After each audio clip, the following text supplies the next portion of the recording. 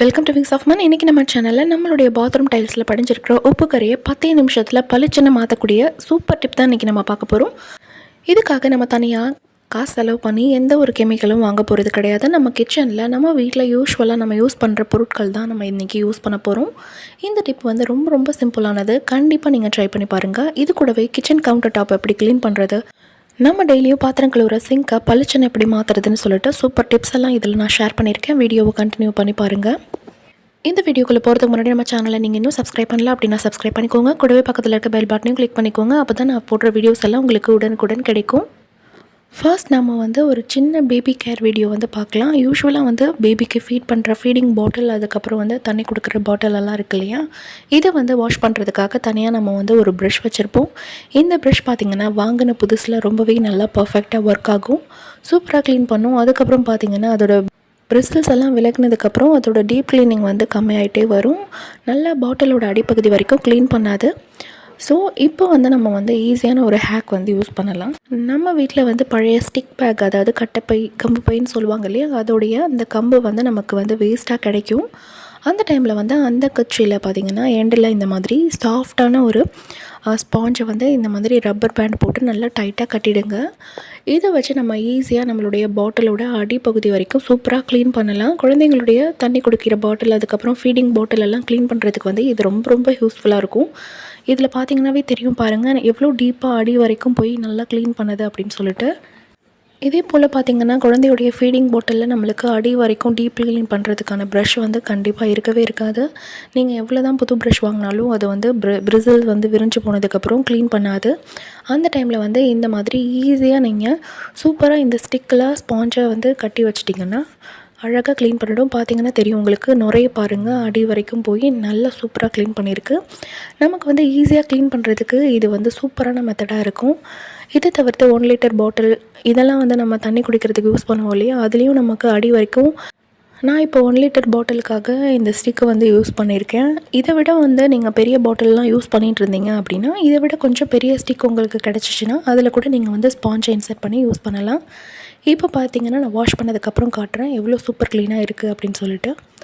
ரொம்ப ரொம்ப சிம்பிளான மெத்தடில் வந்து நம்ம பாட்டிலோட டீப் க்ளீன் வந்து பண்ணிட்டோம். கண்டிப்பாக வந்து இந்த டிப் வந்து உங்களுக்கு யூஸ்ஃபுல்லாக இருக்கும். சின்ன குழந்தைங்க இருக்கிற வீட்டில் வந்து ஃபீடிங் பாட்டில், இந்த வாட்டர் பாட்டில்லாம் எவ்வளோ முக்கியம்னு நமக்கு தெரியும் இல்லையா. அவங்களுக்கு வந்து டக்குன்னு க்ளீன் பண்ணி கொடுக்கணும் அப்படின்னா இந்த ஸ்டிக் வந்து உங்களுக்கு ரொம்ப ரொம்ப யூஸ்ஃபுல்லாக இருக்கும். கண்டிப்பாக யூஸ் பண்ணி பாருங்கள். நெக்ஸ்ட்டு பார்த்திங்கன்னா ஒரு சூப்பரான க்ளீனிங் டிப் தான் இதுவும். ஒரு பாத்திரத்தில் வந்து நீங்கள் 1 லிட்டர் அளவு தண்ணி எடுத்துக்கோங்க. இது கூடவே வந்து நம்ம வீட்டில் யூஸ்வலாக நம்ம யூஸ் பண்ணுவோம் இல்லையா டிட்டர்ஜென்ட் பவுடர், எந்த பிராண்டாக இருந்தாலும் ஓகே தான். நீங்கள் வழக்கமாக வீட்டில் யூஸ் பண்ணுற டிட்டர்ஜென்ட் பவுடர் வந்து 3 டேபிள் ஸ்பூன் அளவுக்கு அளந்து எடுத்துக்கோங்க. அதுக்கப்புறம் இது கூடவே பார்த்திங்கன்னா பவுடர் சால்ட் இருக்கு இல்லையா, அதை வந்து 1 டேபிள் ஸ்பூன் வந்து யூஸ் பண்ணிக்கோங்க. இது கூடவே வந்து பேக்கிங் சோடா, அதாவது சோடா உப்புன்னு கிடைக்கும் இல்லையா, அது வந்து 1 டேபிள் ஸ்பூன் வந்து சேர்த்துக்கோங்க. கடைசியாக இது கூட நம்ம வந்து ஒரு 1/4 கப் அளவு வினிகர் சேர்க்க போகிறோம். வினிகர் சேர்த்ததுக்கப்புறம் பார்த்திங்கன்னா நல்லா நுர வரும், டக்குன்னு பொங்கும். அதை பார்த்து நீங்கள் பயப்பட வேணாம், உடனே வந்து அடங்கிடும். கரெக்டாக வந்து ஒரு 1/4 கப் அளவு எடுத்துக்கோங்க. 1/4 கப் அளவு உங்களுக்கு மெஷர் பண்ண தெரியலை அப்படின்னா ஒரு 3 டேபிள் ஸ்பூன் அளவு எடுத்துக்கிட்டாலே ஓகே தான்.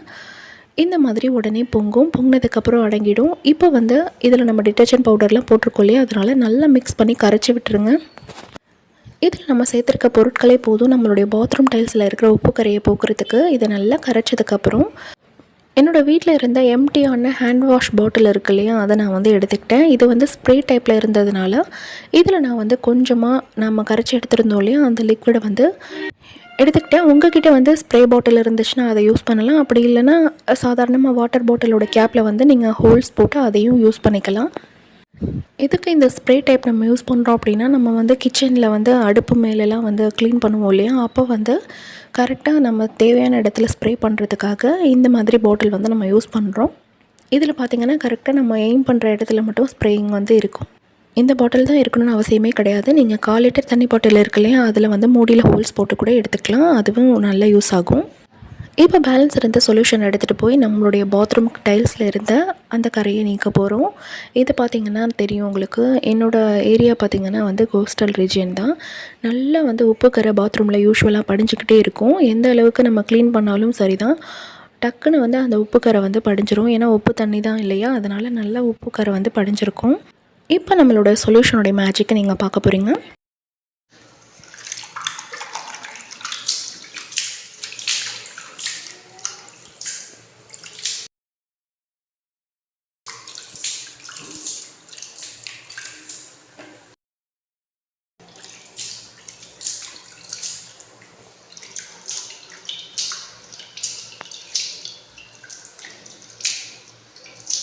நம்ம கரைச்சி வச்சுருந்த அந்த சூப்பர் லிக்விடை நம்ம கைகளாலே வந்து பாத்ரூம் டைல்ஸில் எல்லா இடத்துலையும் வந்து உப்பு கரை இருக்கு இல்லையா, அந்த இடத்துல எல்லா இடத்துலையும் வந்து நல்லா தெளித்து விட்டுக்கலாம். நல்லா தெளித்து விட்டுட்டு நீங்கள் யூஸ்வலாக வந்து தொடப்பம் யூஸ் பண்ணுறீங்களோ அல்லது ப்ரஷ் யூஸ் பண்ணுறீங்களோ அதை வச்சு லைட்டாக நீங்கள் வந்து ப்ரஷ் பண்ணி விட்டுட்டு அப்படியே 10 நிமிஷம் விட்டுருங்க. 10 நிமிஷத்துக்கு அப்புறம் நீங்கள் தண்ணி ஊற்றி அலசி பாருங்கள். நல்ல ஒரு மேஜிக் மாதிரி இருக்கும், அவ்வளோ க்ளீனிங்காக இருக்கும்.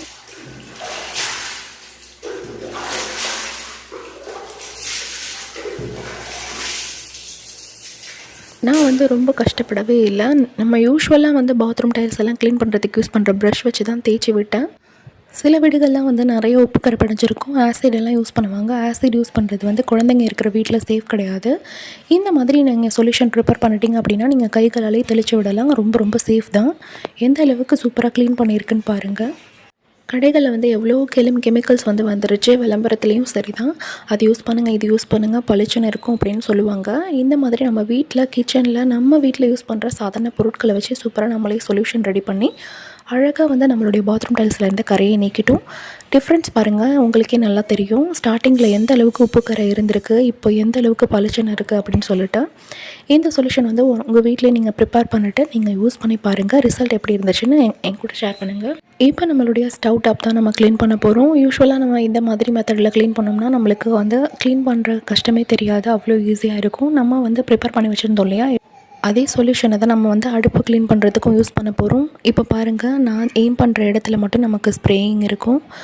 நடுவில் அந்த பர்னர் மேலெலாம் நம்ம வந்து ஸ்ப்ரே பண்ணாமல் ஈஸியாக வந்து இந்த மாதிரி நமக்கு தேவையான இடங்களில் ஸ்ப்ரே பண்ணிக்கலாம். இதை போல் சாஃப்டான ஸ்பாஞ்ச் வச்சு தான் நம்ம வந்து ஸ்டவ் மேலே வந்து க்ளீன் பண்ணணும். சில பேர் பார்த்திங்கன்னா கம்பி ப்ரஷ்ன்னு சொல்லுவாங்க இல்லையா, கம்பி மாதிரி இருக்கும், ஹார்டான கரைகளெல்லாம் நிற்கிறதுக்கு, பாத்திரம் கழுவுறதுக்கு. அதை வந்து பார்த்திங்கன்னா நம்ம இந்த மாதிரி ஸ்டவ் டாப்பில் போடக்கூடாது. அடுப்பு வந்து வீணாகிடும், சீக்கிரம் வந்து நல்லா ஸ்க்ராச்சஸ் விழுந்து அசிங்கமாக இருக்கும்.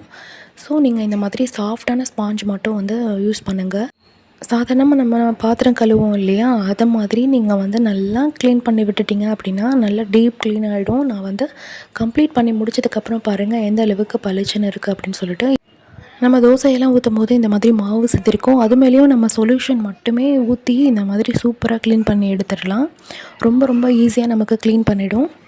சில பேர் நம்ம வந்து பாத்திரம் கழுவுறதுக்கு யூஸ் பண்ணுற விம் லிக்விட் வந்து அடுப்பு மேலே யூஸ் பண்ணுவீங்க. அது வந்து உங்களோட விஷ் தான். நான் வந்து பாத்ரூம் டைல்ஸ்க்கு வந்து க்ளீன் பண்ணுறதுக்காக அந்த சொல்யூஷன் ப்ரிப்பேர் பண்ணேன் இல்லையா, அதையே வந்து 3 in 1 யூஸ் பண்ணுறதுக்காக இந்த மாதிரி ஸ்ப்ரே பாட்டிலில் எடுத்துக்கிட்டு நான் இதை யூஸ் பண்ணியிருக்கேன். இதுவுமே வந்து உங்களுக்கு பார்த்திங்கன்னா நல்லா டீப் க்ளீன் பண்ணும். ஈஸியாக வந்து உங்களுக்கு அடுப்பு மேலே படிச்சிருந்த கரையெல்லாம் போக்கிடும். அதுக்கப்புறம் திரும்பவும் நீங்கள் லைட்டாக தண்ணி ஸ்ப்ரே பண்ணிக்கிட்டு அதே போல் ஒரு தடவை வந்து ஸ்பாஞ்சை வச்சு க்ளீன் பண்ணி விட்டுருங்க. இதுக்கப்புறம் நீங்கள் ஈரமாக இருக்கும் போது டவல் யூஸ் பண்ணக்கூடாது. இந்த மாதிரி மைக்ரோ ஃபைபர் கிளாத் வந்து கிடைக்கும், அதாவது ஸ்பாஞ்ச் வந்து கிடைக்கும். இதை வந்து நீங்கள் யூஸ் பண்ணி ஃபஸ்ட்டு இதில் இருக்கிற ஈரமெல்லாம் வந்து சுத்தமாக நீங்கள் தொடச்சி எடுத்துடணும். இந்த கிளாத் கிடைக்கல அப்படின்னா அடுப்புக்குன்னு தனியாக நீங்கள் வந்து காட்டன் கிளாத் வச்சு அதை வந்து தொடச்சி எடுத்துக்கோங்க. நீங்கள் டைரெக்டாக வந்து டவல் போட்டு துடைச்சிங்க அப்படின்னா சம்டைம்ஸ் வந்து அதில் இருக்கிற நூலெல்லாம் வந்து அப்படியே வந்து இந்த ஈரத்தில் ஒட்டிக்கும். ஸோ ஃபஸ்ட்டு வந்து அழகாக இந்த மாதிரி துடைச்சி எடுத்துருங்க. இப்போவே பாருங்கள் நல்லா கண்ணாடி போல் இருக்குது. ஃபைனலாக வந்து நீங்கள் ஒரு காஞ்ச டவல் இருக்கு இல்லையா, ஈரம் இல்லாத டவல், அதை போட்டு ஒரு தடவை வந்து இந்த மாதிரி துடைச்சி விட்டுருங்க. சூப்பராக டீப் க்ளீன் ஆகிடுச்சு பாருங்கள். எந்த அளவுக்கு பளிச்சுன்னு இருக்குன்னு பாருங்கள், முகம் பார்க்குற கண்ணாடி போல். இது போல் நீங்கள் வந்து க்ளீன் பண்ணிங்க அப்படின்னா அடிக்கடி வந்து உங்களுக்கு பர்னர் வந்து துருப்பிடிக்காது. ஈஸியாக வந்து நம்ம எய்ம் பண்ண இடத்துல மட்டும் க்ளீன் பண்ணலாம். நெக்ஸ்ட்டு பார்த்திங்கன்னா நம்ம வச்சுருந்த அதே சொல்யூஷன் நல்லா பெண்டிங்கில் இருக்கும். அதை யூஸ் பண்ணி நம்மளுடைய கிச்சன் கவுண்டர் டாப்பு, அதுக்கப்புறம் அதுக்கு மேலே இருக்கிற அந்த வால் இருக்கு இல்லையா, அந்த இடமும் வச்சு க்ளீன் பண்ணிடலாம். இந்த சொல்யூஷனில் நம்ம வந்து வினிகர் சேர்த்துருக்கோம் இல்லையா, அதனால் நல்லா வந்து அழுக்கெல்லாம் வந்து தொடச்சி எடுத்துரும், அவ்வளோ சூப்பராக க்ளீன் பண்ணும். அதுக்கப்புறம் பார்த்திங்கன்னா நம்ம டிட்டர்ஜென்ட் பவுடரும் சேர்த்துருக்கோம், அதுவுமே வந்து நல்ல க்ளீனிங்க்கு வந்து யூஸ்ஃபுல்லாக இருக்கும். இந்த மாதிரி கிச்சனில் இருக்கிற வால், அதுக்கப்புறம் கவுண்டர் டாப்லாம் நம்ம வந்து அடிக்கடி க்ளீன் பண்ணிக்கிட்டோம் அப்படின்னா நம்மளுக்கு வந்து பார்க்குறதுக்கு ரொம்ப நீட்டாக இருக்கும். சமைக்கணும் அப்படிங்கும்போது இந்த இடமே நமக்கு வந்து ஒரு ப்ளசண்ட்டான ஒரு மைண்ட் செட்டை கொடுக்கும். சமைக்கணுமா அப்படின்னு சொல்லிட்டு நமக்கு கஷ்டமே தெரியாது, நம்மளே விருப்பப்பட்டு சமைப்போம். அந்தளவுக்கு வந்து நமக்கு ஒரு ப்ளசண்ட்டான மைண்ட் செட் வந்து கிடைக்கும். அதை தவிர்த்து பார்த்திங்கன்னா கிச்சனில் வந்து கரப்பான் பூச்சி இதெல்லாம் வரும் இல்லையா, இந்த மாதிரி நம்ம தொடச்சி விட்டுக்கிட்டோம் அப்படின்னா கண்டிப்பாக நம்மளோட கிச்சன் வந்து ரொம்ப ரொம்ப க்ளீனாக இருக்கும். கரப்பான்பூச்சி இந்த மாதிரி தொல்லைகள்லாம் நமக்கு இருக்கவே இருக்காது. நம்ம வந்து அடிக்கடி க்ளீன் பண்ணுறோம் அப்படின்னாலே அங்கே வந்து பூச்சிகளுடைய தொல்லைகள் இருக்காது. மனுஷங்களுடைய நடமாட்டம் இருந்தாலே அந்த இடத்துல வந்து பூச்சிகள் எல்லாம் பொதுவாக வராது இல்லையா? அதனால் நம்ம இருக்கோம் அப்படிங்கிறதுனால அவங்க வரவே மாட்டாங்க. ஸோ நம்ம அடிக்கடி வந்து நம்ம இருக்கோம் அப்படிங்கிறத வந்து இந்த மாதிரி க்ளீன் பண்ணி அவங்களுக்கு வந்து சொல்லிக்கிட்டே இருக்கணும். இப்போ வந்து கிச்சனில் அந்த சைடு இருக்கிற பொருட்கள்லாம் நவுத்திட்டு அந்த இடத்துலையும் வந்து நம்ம வந்து சொல்யூஷனை ஸ்ப்ரே பண்ணிவிட்டு அதுக்கப்புறம் வந்து நம்ம இந்த மாதிரி வைப் பண்ணி எடுத்துக்கலாம். இந்த மைக்ரோ ஃபைபர் பார்த்திங்கன்னா நான் வந்து ஃபஸ்ட்டு ஸ்டவ்வில் தான் யூஸ் பண்ணுவேன். அதுக்கப்புறம் தான் கவுண்டர் டாப்பில் யூஸ் பண்ணுவேன். நீங்களும் அதே மாதிரி ஃபஸ்ட்டு ஸ்டவ்வை தொடச்சிட்டு அதுக்கப்புறம் கவுண்டர் டாப்பை க்ளீன் பண்ணுங்கள். என்னோடய கவுண்டர் டாப் பார்த்திங்கன்னா ரொம்ப ரொம்ப சின்னது. ஒரு ஸ்டவ் வச்சுட்டு இந்த சைடும் அந்த சைடும் சில திங்ஸ் வந்து நான் வச்சுருப்பேன். இந்த மாதிரி கவுண்டர் டாப் வந்து சின்னதாக இருந்தாலும் நம்ம வந்து நீட்டாக அடிக்கடி வந்து க்ளீன் பண்ணி வச்சுட்டோம் அப்படின்னா பார்க்குறதுக்கு ரொம்ப அழகாகவும் ரொம்ப சுத்தமாகவும் இருக்கும். இந்த மாதிரி டிப்பை வந்து நீங்கள் கண்டிப்பாக யூஸ் பண்ணணும். ஒரு யூஸ்ஃபுல்லான கிச்சன் டிப் என்னென்னா, நம்ம யூஸ்வலாக ஸ்டவ் டாப்லாம் க்ளீன் பண்ணும்போது அது மேலே இருக்கிற பர்னர் ஸ்டாண்ட் இருக்கு இல்லையா, அதை வந்து வாஷ் பண்ணுவோம். நம்ம வாஷ் பண்ணதுக்கப்புறம் அப்படியே வந்து தொடச்சிட்டு அதை மாட்டிட்டோம் அப்படின்னா சீக்கிரம் துருப்பிடிச்சிரும். ஸோ நீங்கள் ஒரு 10 to 15 செகண்ட்ஸுக்கு மட்டும் இந்த மாதிரி வந்து நம்ம வாஷ் பண்ணதுக்கப்புறம் இந்த ஸ்டாண்டை மாட்டினதும் ஸ்டவ்வை வந்து ஆன் பண்ணி விட்டுருங்க. இந்த மாதிரி நீங்கள் ஸ்டவ் ஆன் பண்ணிவிட்டு ஆஃப் பண்ணும்போது அதில் இருக்கிற ஹீட் வந்து பார்த்திங்கன்னா நம்மளுடைய ஸ்டாண்டில் அப்புறம் பர்னரில் இருக்கிற ஈரப்பதமெல்லாம் சுத்தமாக எடுத்துரும். இது மூலிமா வந்து ரொம்ப நாளைக்கு வந்து நம்மளுடைய ஸ்டாண்டெல்லாம் பார்த்திங்கன்னா துருப்பிடிக்காமல் இருக்கும். இதுக்கு முன்னாடி நானும் இந்த ஸ்டாண்டெல்லாம் வாஷ் பண்ணதுக்கப்புறம் நல்லா டவல் போட்டு வைப் பண்ணிவிட்டு அப்படியே மாட்டிட்டு நான் கொஞ்சம் நேரம் கழித்து தான் யூஸ் பண்ணுவேன். பட் இந்த டிப் நான் யூஸ் பண்ணும்போது நல்லாவே டிஃப்ரென்ஸ் தெரிஞ்சது. ஸோ அதனால தான் நான் உங்ககிட்ட வந்து ஷேர் பண்ணிக்கிறேன். ஸோ நீங்களுமே வந்து உங்களுடைய பர்னர் அப்புறம் ஸ்டாண்டெல்லாம் வாஷ் பண்ணிங்க அப்படின்னா இந்த மாதிரி கொஞ்சம் நேரம் அடுப்பு ஆன் பண்ணிவிட்டு ஆஃப் பண்ணுங்கள். ட்ரை பண்ணி பார்த்துட்டு உங்களோட எக்ஸ்பீரியன்ஸ் எப்படி இருந்ததுன்னு கமெண்ட்டில் ஷேர் பண்ணுங்கள். இப்போ நம்ம க்ளீன் பண்ணதுக்கப்புறம் நம்ம அடுக்கி வச்சுக்கலாம். இந்த சைடு பார்த்திங்கன்னா நான் அஞ்சரைப்பட்டி வந்து வச்சுருக்கேன். அது கூட வந்து அடிக்கடி நம்ம யூஸ் பண்ணுற சுகர் அப்புறம் டீ, அதுக்கப்புறம் நான் நம்மளுடைய நல்லெண்ணெய் இது வந்து நான் வச்சுருக்கேன்.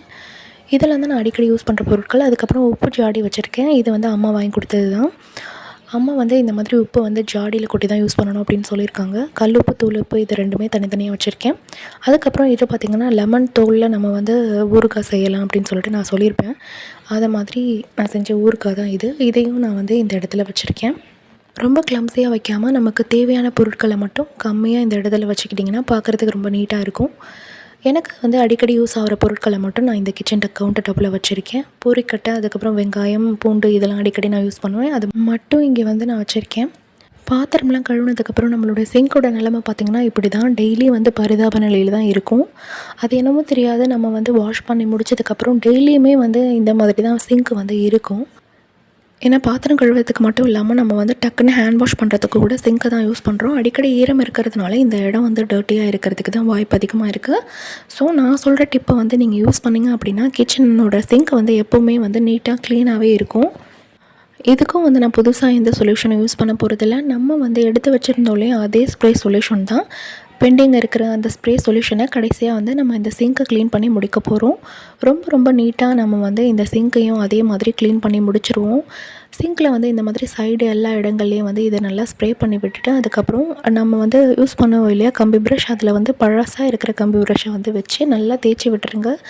ஈஸியாக வந்து உங்களுடைய கிச்சன் சிங்க்கில் இருக்கிற டர்ட்டை வந்து பார்த்திங்கன்னா அழகாக ரிமூவ் ஆகிடும். நல்லா வந்து அந்த கம்பி ப்ரஷ்ஷை வச்சு ஒரு தடவை தேய்ச்சி விட்டுட்டு இந்த மாதிரி தண்ணி வச்சு நல்லா எல்லா சைடும் ஸ்ப்ரே பண்ணி விட்டுருங்க. நீங்கள் யூஸ்வலாக க்ளீன் பண்ணும்போது இந்த மாதிரி பைப் இருக்கு இல்லையா, நம்ம கிச்சனுடைய டேப்புடைய பின் சைடெலாம் இந்த மாதிரி நல்லா தேய்ச்சி விட்டுட்டிங்க அப்படின்னா பார்க்கவே பளிச்சுன்னு இருக்கும். இப்போ உங்களுக்கு தெரியும் ஸ்டார்டிங்கில் இருந்த சிங்க் வந்து எந்த அளவுக்கு மோசமாக இருந்துச்சு, இப்போ எந்த அளவுக்கு சூப்பர் க்ளீன் ஆகிடுச்சின்னு சொல்லிட்டு டிஃப்ரென்ஸ் பார்க்குறதுக்கு நல்லாவே தெரியுது இல்லையா. இந்த மாதிரி நீங்கள் கிச்சனில் சிங்க்கை வந்து 3 நாளைக்கு ஒரு தடவை இந்த மாதிரி க்ளீன் பண்ணிட்டீங்க அப்படின்னாலே பார்க்குறதுக்கு வந்து ரொம்ப நீட்டாக இருக்கும். நான் க்ளீன் பண்ணும்போது பார்த்திங்கன்னா இந்த சிங்கில் இருந்த பெயிண்ட் கரையை தவிர்த்து மற்ற எல்லா உப்பு கரையும் வந்து நல்லா க்ளீன் ஆகிடுச்சு. பேலன்ஸ் இருக்கிறத நீங்கள் பார்க்குறதெல்லாம் பார்த்திங்கன்னா பெயிண்டில் வந்த கரை. இந்த சிங்க் பார்த்திங்கன்னா ரொம்ப ரொம்ப பழசு. இன்னுமே வந்து நல்லா நீட்டாக வந்து நம்மளால் மெயின்டைன் பண்ண முடியும். இந்த சொல்யூஷனை வச்சு நீங்களும் வந்து உங்களுடைய சிங்கை வந்து 3 days ஒன்ஸ் வந்து க்ளீன் பண்ணி விட்டிங்கன்னா பார்க்குறதுக்கு நல்லா பளிச்சுன்னு இருக்கும். இன்றைக்கி நம்ம இந்த வீடியோவில் ஒரே ஒரு சொல்யூஷனை ப்ரிப்பேர் பண்ணி எப்படி நம்மளுடைய வீட்டில் இருக்கிற பாத்ரூம் டைல்ஸில் இருந்த கரை, கிச்சன் கவுண்டர் டாப், அதுக்கப்புறம் சிங்க் எல்லாம் க்ளீன் பண்ணுறது அப்படின்னு சொல்லிட்டு சொல்லி தந்திருந்தேன். இது கூடவே வந்து பாட்டில்ஸ் எல்லாம் வந்து டீப் க்ளீன் எப்படி பண்ணுறது அப்படின்னு சொல்லிட்டு ஒரு ஹேக் வந்து சொல்லி கொடுத்துருந்தேன். அது கூடவே வந்து என்னோடய சின்ன கிச்சன் கவுண்டர் டாப்பை வந்து நான் யூஸ்வலாக எப்படி க்ளீன் பண்ணுவேன் அப்படிங்கிறதையும் இந்த வீடியோவில் நான் ஷேர் பண்ணியிருந்தேன்.